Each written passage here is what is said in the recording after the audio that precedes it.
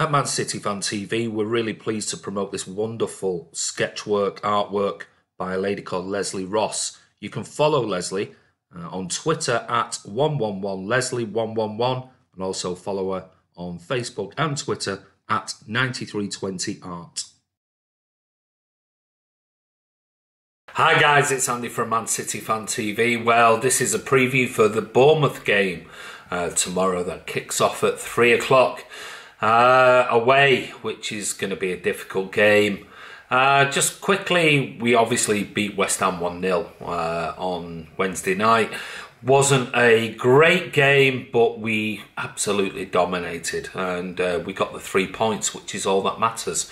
There's been lots of chatter on Twitter to me and to lots of other fans about the Mahrez thing. And, you know, we as a channel, and whether it's our Twitter account or whether it's us as a channel, have to critique on people's performance, on players' performance. And, you know, Mahrez, I think the significant thing was that Mahrez was brought off along with Sane around about 54 minutes, 55 minutes, which says something because Pep normally doesn't do that. It's not normally his style. So clearly Pep was not happy with either Sane or Mahrez's performance the other night against West Ham. Now, people have commented on Twitter and there's been lots of debate about it. Now, we as a channel, let me get this right straight away. We as a channel have to critique players, and we do. And if you look back at the videos, we've critiqued David Silva for not being in the best form. We've critiqued Kevin De Bruyne for not being anywhere near the level that he was last season. We've critiqued Raheem Sterling on certain occasions when he's not had a great game. Sergio Aguero, David Silva, John Stones, even Laporte. I actually said on one occasion that I thought he had a really poor game. So we're only doing it because we have to critique. If we didn't, we're not happy clappers. We're not just City fans who go to the games and go, oh yeah, let's not say anything about, you know, anybody because in case it upsets a few people on Twitter. That's not what we do. We critique the game as we see it. Now, it's only our opinion. We need to establish that. It's an opinion. We're not getting on a player's back. We're critiquing what we see at the games, actually there at the games. And, you know, if people disagree with it, that's absolutely fine. No problem whatsoever. It's not a direct target against one individual player. Not at all. We just have to critique the game that we see. And like I said, it's our opinion on that particular game. Now, yes, the other night, I think I made a comment about Mahrez should be brought off at half-time for Sterling.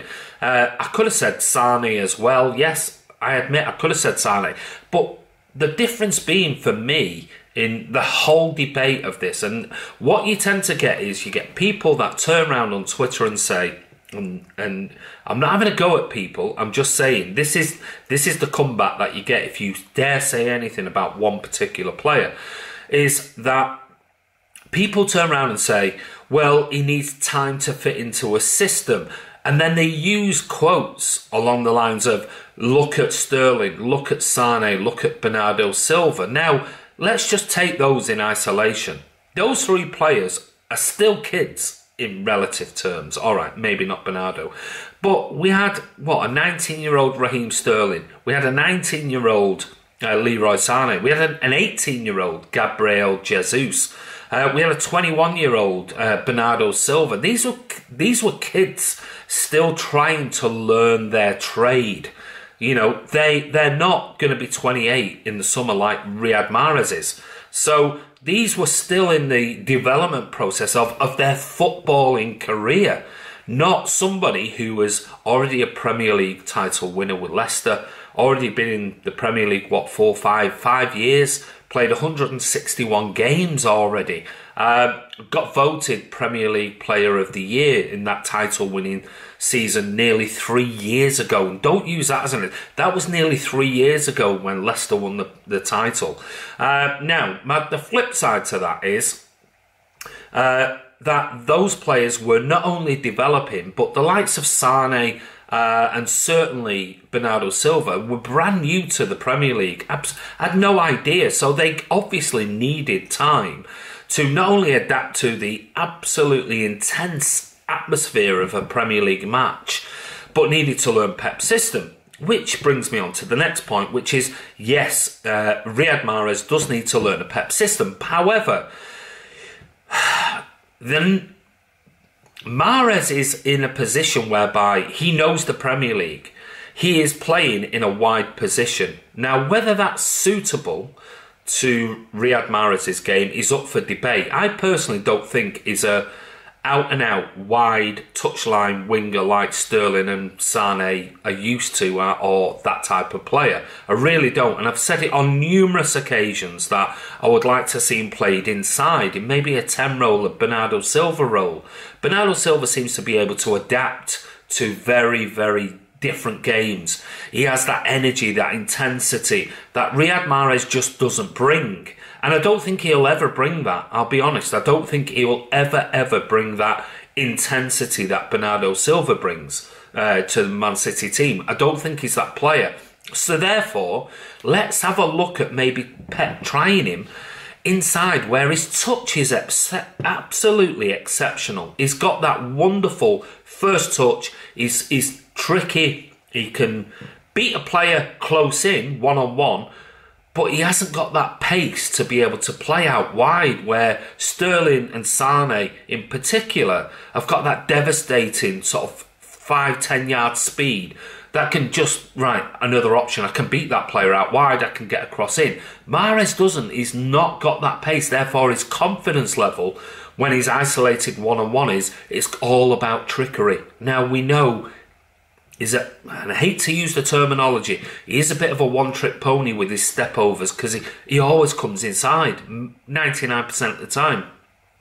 And then it's either across to nobody or across to the first man normally gets the blocking, the defender, or he manages to basically beat a player and then shoots, but his shots have lately, I mean, and we're not talking like the last two games. We're talking about lots and lots of games has been straight at the keeper or 5 or 10 yards wide or over the bar and it is a massive confidence thing. And I do understand the whole concept of he's got to get used to Pep's system along the other players. But we are now in the 1st of March. He came in the summer of last year. Now, he's only being asked to do a job which is pretty much one thing. And that is to be out wide, link play, like Leroy Sané does. If you get the opportunity to beat 1 or 2 or 3 players, go in, drive into that box. That's where the danger is. But he's not doing it. He's simply not doing it. And I've heard also arguments on Twitter saying, oh, you know, he needs time. He's not played since the 30th of December. Well, hold on a second. My argument back to that is neither did Zinchenko. Zinchenko has played the same amount of cup games, cup competitions as Mahrez, but he never played a Premier League game until the 6-0 victory against Chelsea. Since then, he's played again in the cup final and then played the other night. So he didn't have the same game time in nearly 2 months because his game was the same time on the 30th of December when he was dropped from the team completely. He wasn't even on the bench. He was only brought in for the odd cup competition. So he's come back in the team with the right attitude.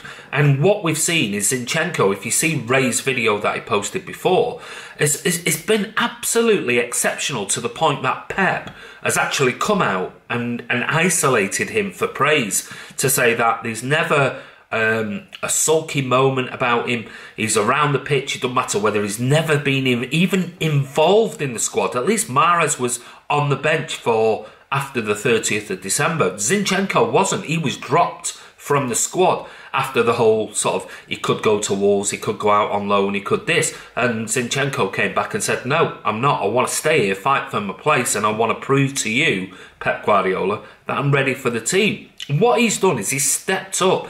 And he's had some dodgy games, of course he has, but he's given that one opportunity or 2 opportunities where Mahrez has been given loads of opportunities And he's not taking them. He's just simply not taking them. That's the top and bottom of the whole debate. Now, you could turn around and say, well, Sane had a bad game the other day. Yeah, he has. But Sane's actually done it for Manchester City.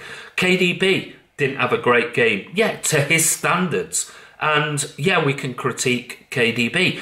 But we've got to look at KDB and Sane in particular have had wonderful games already this season. Sane's had some wonderful games already. De Bruyne's had some good games. But we know Sane's coming back from an injury. That's the big difference, where Mahrez has been given lots of opportunities and at the beginning of the season just, looked like, oh, we've got a player here. But then all of a sudden, nothing, absolutely nothing. And he's been given chances in cup competitions against really, really awful opponents. No disrespect to them, but, lower level opponents and not done it. He just hasn't. Yet the likes of Phil Foden comes in for one game, scores 2 goals. That's the type of thing that Pep is expecting from a £60 million player. So it's not having a go at Mahrez and isolating Mahrez. We're just critiquing. And if we can't critique, then there's no point, absolutely no point, because of doing these videos. Otherwise, we just become a happy clapper. And it's like, oh, well, I'll always support a City player in blue and I'll never say anything about them. And so I expect if that's the case, nobody on Twitter ever says anything about anyone, any player for the rest of the season if they have a bad game. Don't say a word. Do not say anything, because otherwise you're going against what you're saying about the comments that are made about Riyad Mahrez, not just by me, but by people, lots and lots of people on Twitter, City fans who were at the games. So it's not a go at Mahrez, it's just we're simply critiquing a game. And Mahrez in particular now is getting to the point where a brilliant article by Stu Brennan was posted in the Manchester Evening News yesterday morning. And he just said his time running out because we're at a period of the season whereby can we give him any more opportunities? We've tried and given him the opportunities. He's tried in cup competitions since the 30th of December. So there's no excuse saying he's not played at all. He's been given the opportunities, but he's just not doing it. So, is he going to have to be a bit part player and come on? I hope he does really well because, like I said, at the beginning of the season, we were really excited of Riyad Mahrez signing, thinking, well, we've got another option. I agree with some of the comments that I don't think he's a natural wide winger who hugs the touchline like a Sane or Sterling. And I understand that, hence why it would be great to see him inside a little bit more because his control and trickery is brilliant. But he needs to really personally step up and he really needs to be doing more. And that's more effort, more running and doing the unpredictable rather than the predictable, which is what he seems to be doing all of the time. And it's not fitting our system. Now, I know on Wednesday night against West Ham, there were a couple of balls from Kevin De Bruyne in particular, or Mahrez to De Bruyne that you might think, well, that was De Bruyne's fault. That's absolutely fine. That's no problem whatsoever. But my point would be, Pep never makes changes normally before 70, 75 minutes. Yet he made 2 changes on Wednesday night, and that was at 54 minutes, bringing Mahrez off and also bringing Sane off for Sterling and Bernardo. And we saw immediately 2 players who just lit up the pitch, and we looked a completely different team. And we know Bernardo got the penalty. Whether you agree it was or not is irrelevant, but he got the penalty. So I just want to clear that up before we move on to the actual West Ham game. The Bournemouth game. But I just wanted to talk quickly about the Mahrez debate and everything else. If it seems that there's a tiny element of City fans that if you critique anyone, but it seems that Mahrez is the one that certainly I have critiqued and others have critiqued. Suddenly you get like we're picking on a player, or the people come out with their whole, well, it was Bernardo last season, it was Sane here. No, it's a completely different scenario, absolutely completely different. And if Kevin De Bruyne plays against Bournemouth tomorrow as an absolutely awful game, I'll certainly be critiquing Kevin De Bruyne. So you know, it's nothing to do with that. But anyway, moving on to the Bournemouth game tomorrow. Bournemouth themselves, Callum Wilson could be coming back into the team, which obviously gives them a little bit more firepower up front. They've had a really sort of in and out, and I was looking at some stats, if I can bring them up. If we look back to the previous games, Arsenal, they got beat 5-1 away from home. At home, Bournemouth drew 1-1 with Wolves. Away from home, Liverpool beat them 3-0. And then away from home, Cardiff beat them 2-0. But then you had that one, you know, that one elephant in the room, which was the Bournemouth against Chelsea game, where they won 4-0. Apologies, 4-0 they won. So you're going to look at that and think, oh my God, you know, they did that to Chelsea. That was on the 30th of January. That was over a month ago. They'd beaten West Ham at home 2-0. They've been beaten at home at home via Brighton. Beat them 3-1. They'd drawn at home against Watford at the beginning of January 3-3. So apart from that one particular game, which was highly unusual against Chelsea, their form has been really in and out.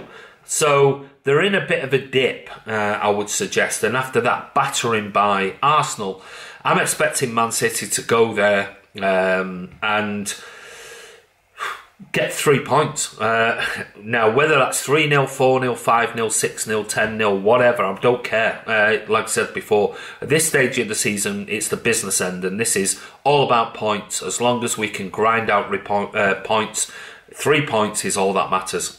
We ground out a result, even though we're the most dominant team against West Ham the other night. Tomorrow is all about heart, it's about spirit, it's about just getting those 3 points.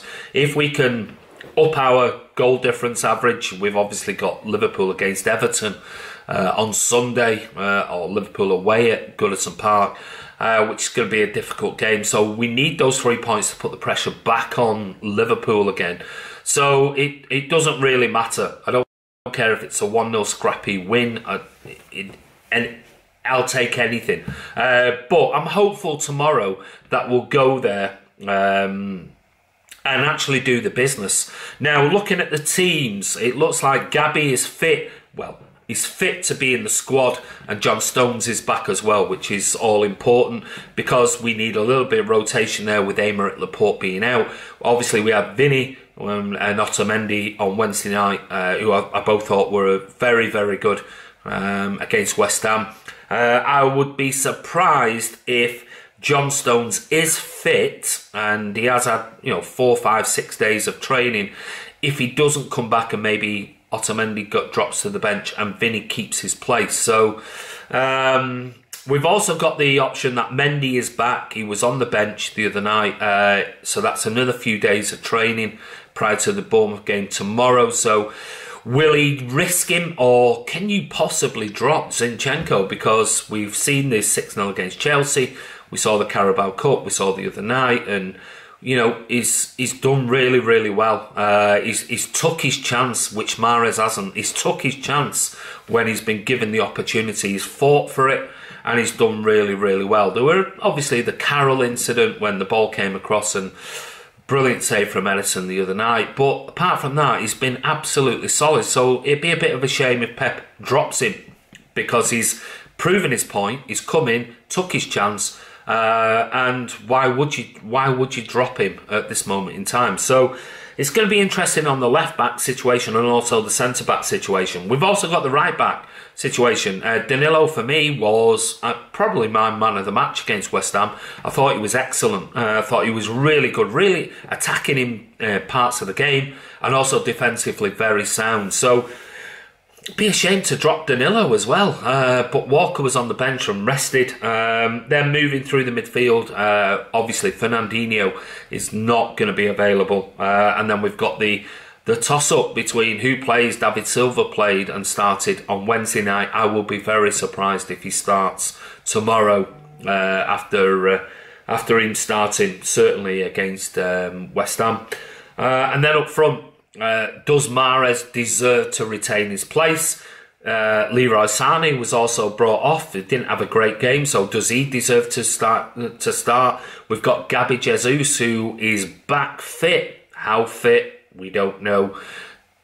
Will he really drop Aguero for Gabby, or will Gabby sort of come on, get his fitness up to speed in the second half and maybe get 20-30 minutes or something like that? Again, it's a difficult one. But anyway, I think it's going to be a tough game. Even though you look at the results that I said before, you know, they've drawn at home against Wolves. They've been beaten 5-1 by Arsenal. You know, Cardiff even beat them 2-0. But at home, I think they're a more solid unit, and certainly if Wilson is back fit and does play, it's going to be a more difficult game. But this is my starting 11 for tomorrow. So starting off, obviously Ederson in net. I'm going to bring Walker back. I'm going to say Kyle Walker deserves to come back into the team, and that's it's not a slight on Danilo. I thought Danilo was superb the other night against West Ham, and like I said, possibly my man of the match. If Stones is fit and he has trained enough, I'm gonna go for Vinny, because I thought he was great the other night, and Stones. Now, if Stones hasn't played, I think it'll just be it'll be the usual Vinny and Otamendi, seeing as though Laporte is out. And I'm going to stick with Zinchenko. I think his last few performances have been superb, and it's very difficult to drop him, even for Mendy, if he's been back now training, which is almost over a week. I'd be surprised if Mendy isn't introduced as a sub for Zinchenko at some point tomorrow. But I'm going to stick with Zinchenko and give him another game, because he's proven his worth. I think Gundogan did a wonderful job the other night, sat in that midfield. Ahead of him, going to go Bernardo Silva. I'm going to go Kevin De Bruyne and drop David Silva to the bench. I think he needs a rest. And then I'm going to go for the standard three. Sorry, I don't think Mahrez deserves another start. I'm going to go Sterling on the right. I'm going to give Sané another chance on the left. And I'm going to stick with Aguero. Again, it's a bit of a risk bringing somebody back after a couple of weeks' injury. So I'm going to stick with Aguero, but it wouldn't surprise me in the second half if we don't see Gabby Jesus coming on for Aguero at some point. Mahrez coming on for one of Sané or Sterling. And Mendy possibly coming on for Alexander Zinchenko.